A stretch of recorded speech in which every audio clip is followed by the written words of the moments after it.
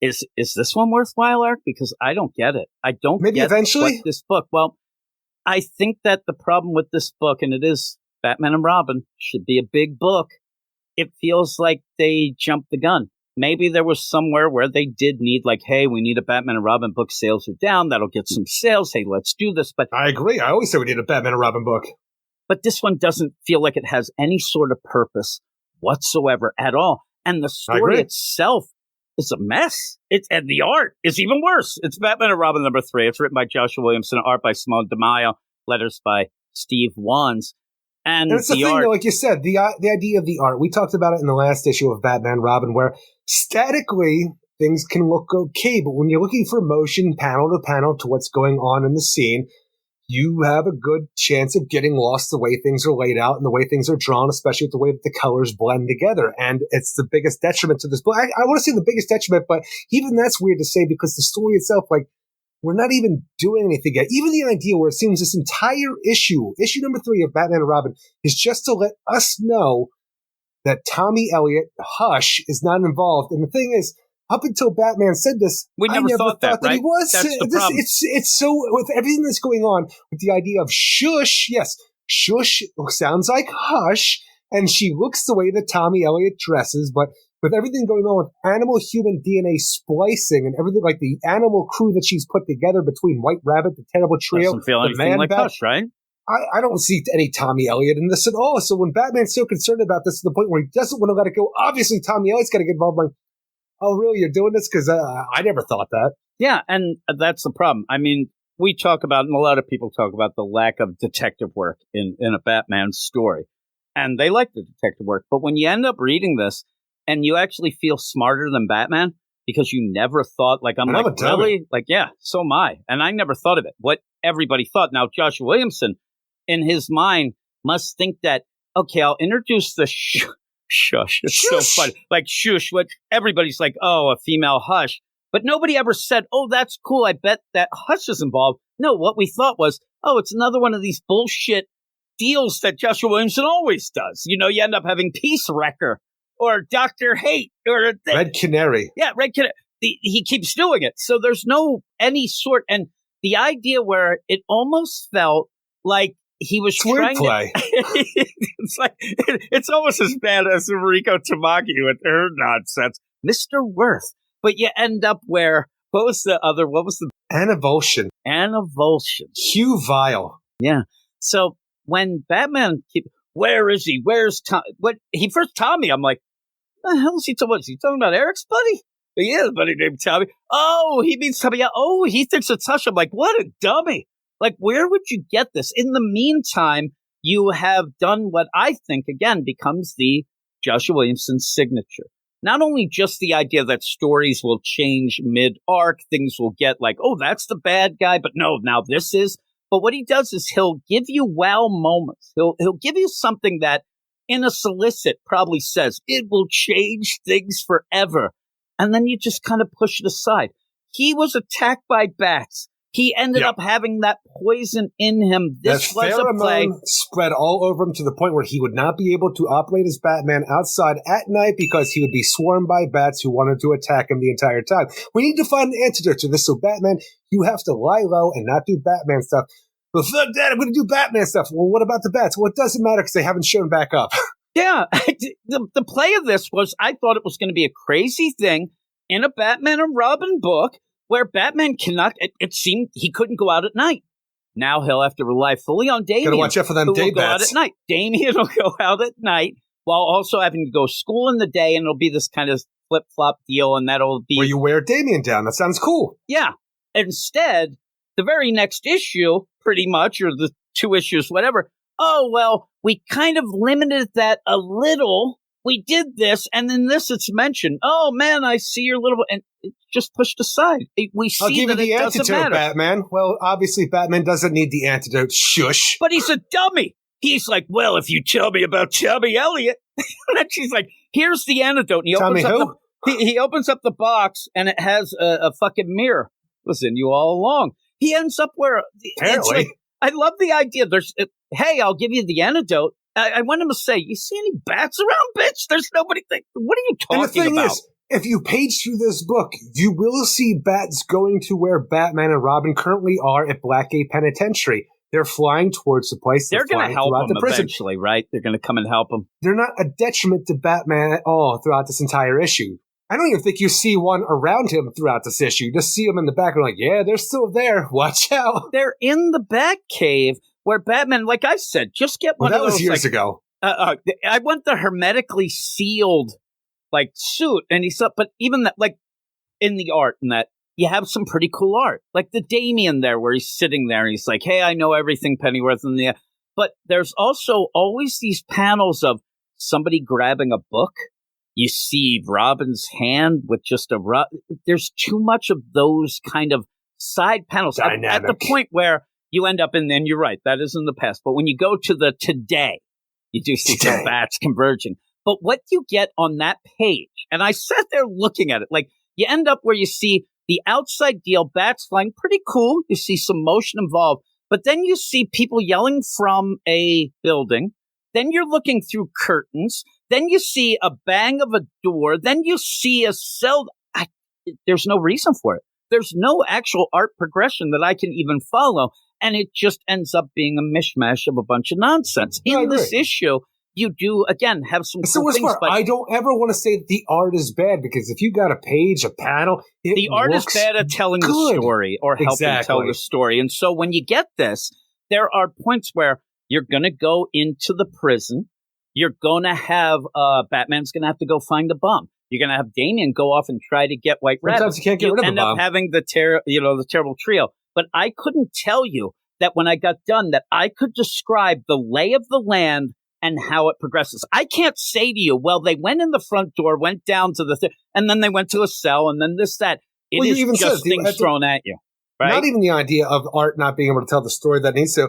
But like the part you talked about to me the other day, the idea of where Shush is locked up in a cell. It talks about the idea, I have a bomb. I've activated the bomb. You have to go stop the bomb, Batman. While Damien is trying to get a hold of White Rabbit, who's running roughshod throughout the prison as the terrible trio are after her. But then, out of nowhere, Shush is just out of the cell and on the run again. Why did we even have that scene? Why was it there? Why? And you're doing another thing that Simone DeMaio now in a couple issues, it seems to be a thing. We had that play where Damien was there and like, oh man, he's getting bullied. He mentions it again here, but it looked like he beat the crap out of those guys. But then he did. That was a dream sequence of the mind, but it never, because it's in the same page. It does. At this point, I swear, somebody has to have been reading this and like, Batman's so dumb that there's Shush. Listen, I have a bomb somewhere. The bomb looks like it's 2 feet away because she's just talking about the bomb, but there it is. But that's of the bomb. It's so weird the way that this whole thing progresses. And then again, you're going to have a little thing of a sniff. Then you're going to have a hand. Then you're going to have this. And I can't wrap my head around what is actually happening. And then when I actually sit back, because this is the weird play. It does make you then try to figure out more than, okay, well, let me really see. And then you realize, shit's happening. They're not really doing anything in this issue. They go to get White Rabbit to question her because Batman thinks Hush is involved. But in the meantime, you end up having Shush wanting to get White Rabbit. At one point, White Rabbit even runs out of the cell, gets away and says, hey, see you, wouldn't want to be ya, and starts running. Well, then you have Shush talking like that later with those crazy little it's just really odd. This whole thing. Then you have the terrible trio. Then you have the DNA splicer. Like, what are we doing here? Well, not even that. I just sit here and I look at White Rabbit because it's such an odd inclusion. Obviously, you don't want a White Rabbit character because you're doing an animal group in this storyline. But I just think about where we've come in 10 years. The idea where 10 years ago, a little over 10 years ago, in the New 52, when you introduced White Rabbit like this, it was a woman with rabbit ears, like, fake rabbit ears, who walked around in white bra and panties. This one, she's fully covered for the most part. I'm like, yep, that's where you went. You could not get away with New 52 2 stuff in this. The New 52 White Rabbit was like 2 seconds away from being featured in a Motley Crue video and then heading to the Playboy Mansion for a while. Actually, she went Playboy. She'd be in Hustler, Eric. It was even that dirtier, but holy moly. But in this, I'm like, what is going on? Are they trying to now they're trying to grab her because they don't want her to spill the beans. Batman anything, yeah. But originally, you would think maybe they were going to turn her into a real rabbit. We still have the terrible trio that seems to be DNA spliced, all this stuff. And it's just like, What is going on? Batman is so even the concerned idea about of the White Hush? Rabbit before. The White Rabbit was previously in the New 52. The idea that it was like a split morphing personality of another woman, and she became this white woman who walked around in white lingerie, essentially, and there was a different personality during the, outside of crime time. So right now it's just White Rabbit now and all the time. Yeah, and just kind of goofy. Well, she runs away, and Damian says, I'm going to go get her. Batman, of course, has to go and find this bomb. So he goes off to find the bomb. Of course, he ends up. I don't even know how or where. Like, you don't even get attention of it because he just suddenly's there with the bomb with 3 seconds left, snips a wire, done. He had 1 second left when he snipped the wire, Jim. Oh, my God. The stakes have never been higher. You know what I'm saying, though? When he gets there, I think it might be at 5 seconds, but immediately he's just there. In the meantime, White Rabbit and Damian are teaming up, but you don't really get much of the scope of the fight. You take on the terrible trio until they get taken out. You go out front, and Shush gets a hold of White Rabbit, and then they all drive away. But the thing is, terrible trio, you go that way, we're going to go this way, but they don't realize that Batman has the Batmobile and Damian has the Robinmobile, so they can both follow. And Damian's going to go after the terrible trio, which hopefully leads them to the DNA specialist scientist who was kidnapped previously, while Batman goes after Shush and the White Rabbit. But I mean, at this point, it looks like it's like 3 a.m., right? And Batman's big thing. Okay, I'll follow Shush and White Rabbit. You're going back to school. When do you think school's in session there, Pops? But he's like, no, I'm not going back because it looks like we're not going to get to school now. Because he just says, I was bullied by the jocks and I was with the cold. I'm like, that could have been real fun. That could have been a fun little play. I'm actually right now with Zach. We're doing the Robin Year One, Dick Grayson deal. And a big part of that is him at school. And it's really nice. Well, that's the thing is, we're definitely going to get more school because there's no way that the principal and or his teacher during whatever class that was is not involved or is Shush herself. We thought so, but it's weird for him to say, I'm not going back. I'm bullied, happy. I got the experience. I'm like, all right, well, we'll see. The principal seemed to know, and even the idea of Shush, and then we had the person who was training. I think we were just making up shit because there's not enough of a story, maybe. We had that woman who was the training Damian before he ever came to Batman, who seemed really into the idea of keeping Damian there and training him the best possible. She would lay down her life for Damian at that point in time. There's no way going forward that she's not the principal of Gotham High School or she's Shush. Well, we'll talk about it by the end or because both. They're going and they're fighting. They're trying to get it. And you have what, again, it could be in some of the art statically is kind of cool. Batman yelling, hey, White Rabbit, jump. And then she's like, no, you crazy. No, jump. She's going to jump. It's okay. You end up, but even so, I can't get the full progression when you end up where you don't need to show Shush at the wheel there close up before this blowing up. I don't really know what happens. Well, even that point, when you have the Batmobile driving right next to Shush's car, I was going to say the Shushmobile for whatever reason, and White Rabbit jumps from one car to the other, and then Shush immediately runs into something else, and the car explodes, and then when we freaking hit the brakes, turns out Shush got away. I'm like, what the hell are you talking about? I don't know what happened. She got away? What are you talking? I saw a kaboom. There you go. It's got away here. So you end up with that. And again, Batman's still hinged. I need to know what happened about Hush. Hush must be the leader. You're barking up the wrong tree, Batman. I don't know where their master scheme is, but it's not has anything to do with Shush. I mean, Hush. Hush. Hush. Hush. I love that play in all of this where Batman is so convinced that it's Hush. He usually doesn't jump to conclusions like that, but he's like, it has to be. And then all it takes is White Rabbit to go, really? The idea that Shush, really was concerned that White Rabbit was going to spill the beans. I don't think it was ever anything coming up about Hush. Idea of this, Hush, no. So then we go back to the zoo where Damian is tailing the terrible trio. They go in and finds Dr. Kafira. Dr. Kafira's like, they put some chemical inside me. And then I thought Damian's going to be like, oh, shit, the bats are going to try to rape you now. And he's like, I don't feel good. And maybe it's true because out of nowhere we have a gigantic man bat. And Dave's like, look, I don't give a shit about you. I trained against ninja man bats my entire life. But this one, for whatever reason, seems to be different where he comes down with gigantic, mutton chop sideburns on a man bat. They turn Ra's al Ghul into a man bat. That's all it has to be. And such a weird idea to have that, because I still wouldn't want to think it's Ra's al Ghul. But when he says, "You really shouldn't underestimate me, my dear child," I don't know. I don't want to say it's Ra's al Ghul, because when I think of Ra's al Ghul, it's not the sides that I think of. It's that pointed little goatee thing he's got going on. He's got that going on. He's got sides and a goatee. It's there. We know that Ra's is out and about, and nobody knows about it yet. The idea of him being turned into a man bat, it feels weird. Well, I don't know why he'd go down for that.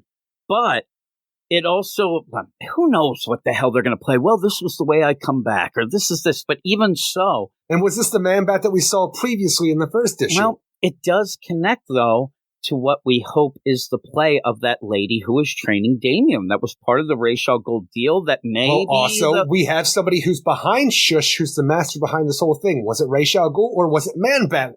Or was it, that's what I'm saying, was it this Ra's al Ghul man? I don't know. I don't remember the person before that we saw the dark shadow of. We didn't like really he was see like much. weird. It was just a dark shadow. It didn't look like a fucking man bat. Well, this looks like Ra's al Ghul. He's there, and that might connect into that play of.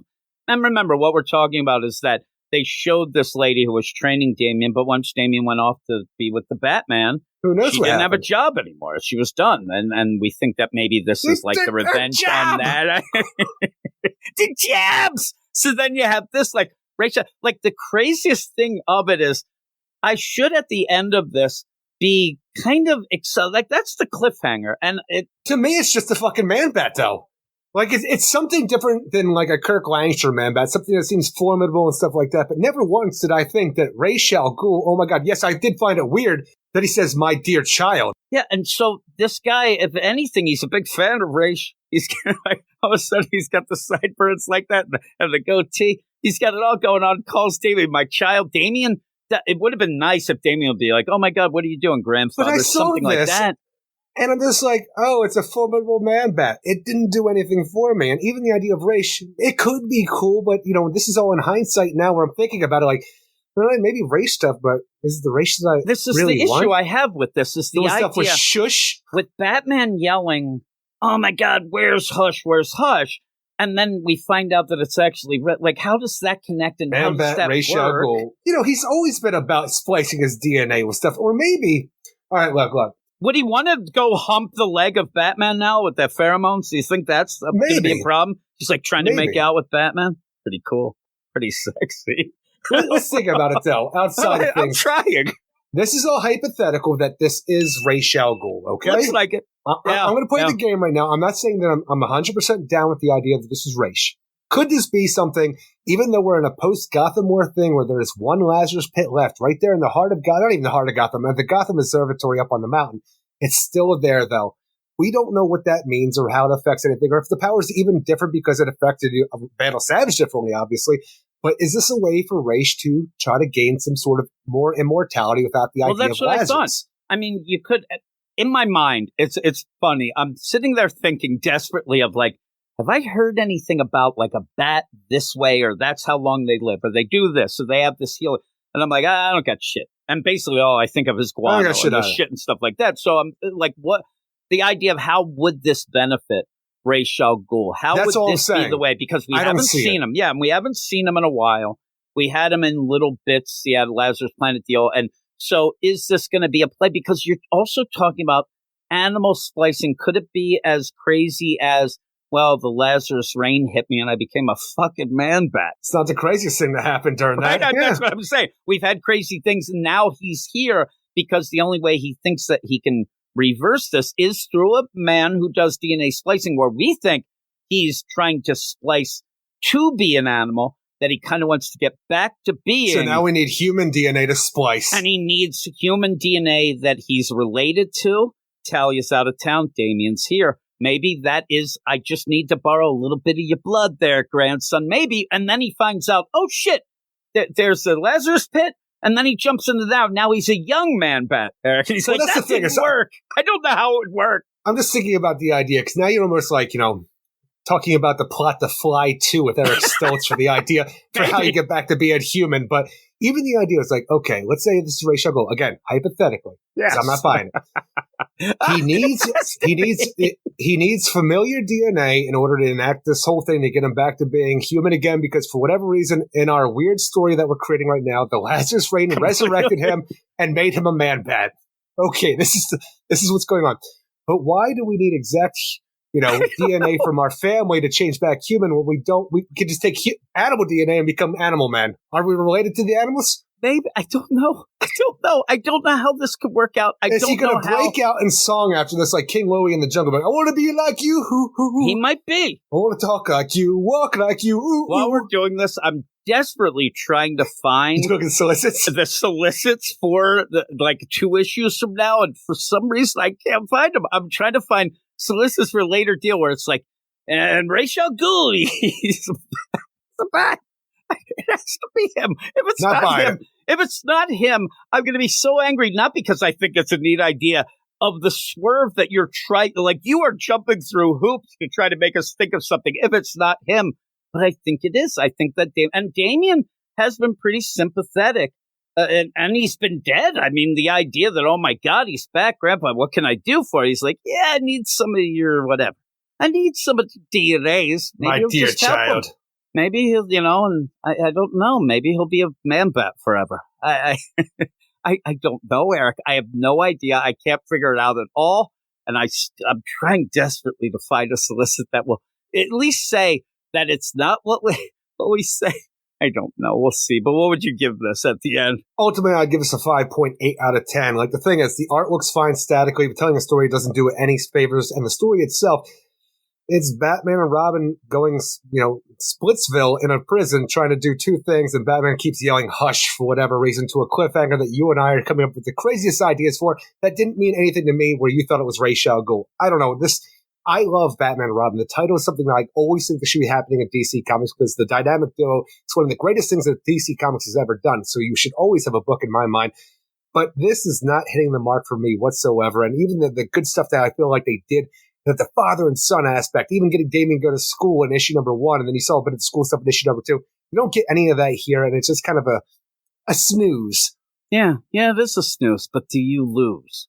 I'm a 6. I got a kick out of the end talking to you and driving you nuts, saying that it's definitely Ra's al Ghul, but we'll see. If it's not Ra's al Ghul, you found somebody, made them grow facial hair in a crazy way to look like it just as a goof, and I don't get it, but maybe Shush has a lot of time on her hands, I guess. She can play games, but again, what are we doing all around? They poisoned the DNA splicer we don't even know that he legitimately turned the Terrible Trio completely into animals, so it looks like they are, and that would make sense. Like, nothing's going on. I'm down to a 5.5.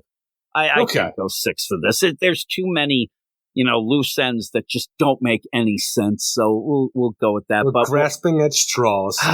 You are all weirdos. Weird science is the revolution. Weird science is the revolution.